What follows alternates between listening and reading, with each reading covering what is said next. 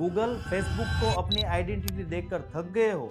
Blockchain तुम्हें तुम्हारी identity वापस दिला सकता है, पर कैसे? इसका सिंपल एग्जांपल देखो। जब तुम कोई भी नया ऐप डाउनलोड करते हो तो गूगल या फेसबुक से लॉगिन करते हो, राइट? इसका मतलब ये कंपनीज तुम्हारा डेटा कंट्रोल कर रही है। डिसेंट्रलाइज आइडेंटिटी में तुम खुद अपना डेटा कंट्रोल कर सकते हो।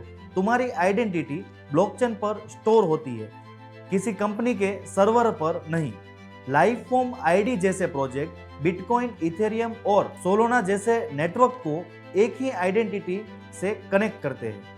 ईएनएस डोमेन तुम्हें ब्लॉकचेन पर एक रीडेबल नाम देते हैं। सिविक जैसे प्लेटफॉर्म बायोमेट्रिक वेरिफिकेशन से एक सिक्योर आइडेंटिटी बनाते हैं और वर्ल्ड कॉइन आइरिस स्कैन से एक डिजिटल आइडेंटिटी क्रिएट करता है। इसका सबसे बड़ा फायदा ये है कि एक बार आइडेंटिटी वेरिफिकेशन करो और हर जगह यूज करो।